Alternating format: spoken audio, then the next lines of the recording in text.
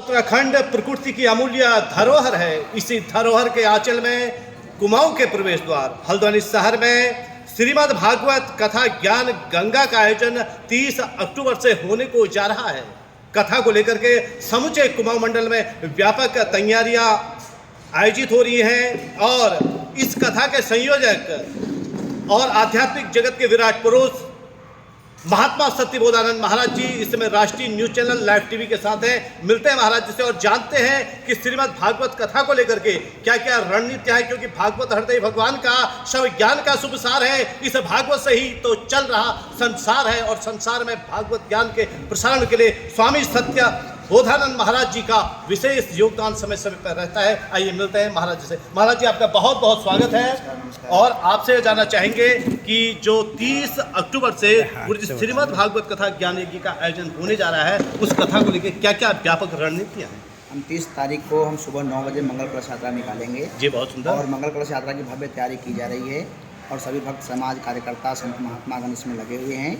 और 30 अक्टूबर को हम प्रातः 9 बजे हम कलश पूजन के बाद रामला मैदान पटेल चौक हल्द्वानी से निकलेगी और रेलवे बाजार छतरी चौराहा जमा मस्जिद फिर फ्रूट मंडी अग्रसेन चौक कालू सिद्ध मंदिर और शोभन सिंह जीना अस्पताल होते हुए पुनः हम कथा स्थल पर आपके विराम किया जाएगा। फिर उसके बाद में कथा प्रारंभ हो जाएगी। 1 बजे प्रसाद बटेगा।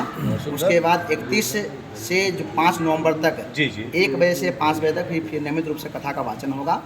उसमें हम अध्यात्म से ओतप्रोत और भागवत पर प्रकाश डालने का प्रयास करेंगे। और हमारी जो कथा होती है वो आध्यात्मिक कथा होती है, अति उत्तम। और आध्यात्मिक का अर्थ ये होता है कि अंतर जो जगत में जो शक्ति हम छुपी हुई है उसको आप जानने का प्रयास करें। बहुत सुंदर। अर्जुन ने तब जाना जब वो समय के सदगुरु के हम शरण में गए तो कृष्ण भगवान ने उनको जो तत्वबोध कराया। उसी प्रकार से आज भी भागवत वाचन तो जगह जगह हो रहा है, पर हमारा मॉडिफिकेशन करने का अर्थ ये होता है कि आज भी वो ज्ञान संसार में है और उसको हम जानने का प्रयास करें। तो हम इसी उद्देश्य से हम भागवत कथा का भव्य जो आयोजन कर रहे हैं। और 6 नवंबर को हमारे इष्ट सदगुरुदेव जो श्री हंस जी महाराज जी का ये जन्म हम जयंती मनाएंगे। तो 9 बजे हम आपका अनुष्ठान जो प्रारंभ करेंगे। 1 बजे तक जो फिर हम एक प्रवचन चलेगा। 1 बजे विशाल भंडारा होगा। इसके लिए आप सभी पत्रकार बंधुओं को सादर आमंत्रित है और आपके न्यूज़ चैनल के माध्यम से हम समस्त जो कुमाऊं मंडल के भक्तों को आह्वान करना चाहते हैं, प्रार्थना करना चाहते हैं कि अधिक से अधिक जो संख्या में आकर के आप भागवत कथा से लाभ प्राप्त करें और मानव जो जीवन के जो उद्देश्य को हम समझने का प्रयास करें। बहुत सुंदर बात गुरुजी आपने बताया कि मानव जीवन के उद्देश्य को समझने का हमें प्रयास करना चाहिए। तो गुरुजी आप थोड़ा सा संक्षिप्त सार ये बताने का कष्ट कीजिएगा कि मानव जीवन का वास्तविक उद्देश्य है क्या? हमारा उद्देश्य यही है कि हम खाना पीना सो जाना सब काम है पशु समाना। जो क्यों देह मनुष्य की धारी सुनो बचन हरि नर नारी। बहुत सुंदर। ये तो हर कोई करता है। आप देखेंगे कि चींटी से लेकर के हाथी तक खाना पीना खा करके हम जीवन यापन कर लेता है। हमारा उद्देश्य है कि हे मानव, तुम अपने जो वास्तविक स्वरूप को पहचानो कि मैं नो दाई सेल्फ, तुम कौन हो और किस लिए तुम संसार में आए हो। तो अपुन अपो को आप ही में पायो। जो हमारा शक्ति है वो हमारे अंदर छुपा हुआ है और उसको हम जानने का जो लक्ष्य मानव का हम जीवन पाना है।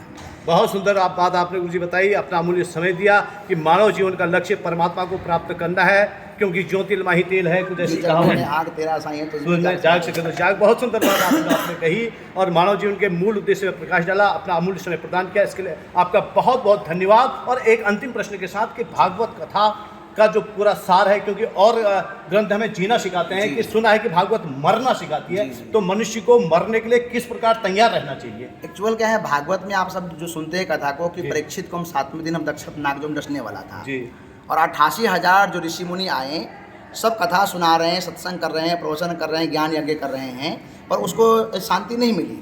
तो सुखदेव मुनि आते हैं और उनको चतुर श्लोकी भागवत सुनाते हैं। अच्छा।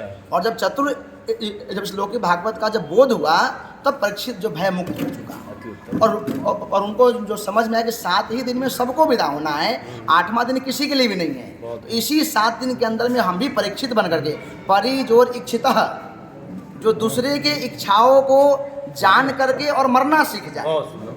सबको मरना है और वो परमात्मा को जानकर मरे तो कोई दुख नहीं है। चलिए, बहुत सुंदर बात गुरुजी आपने बताई और आपका बहुत बहुत धन्यवाद। राष्ट्रीय न्यूज चैनल लाइव टीवी समाचार से मैं रमाकांत पंत, धन्यवाद।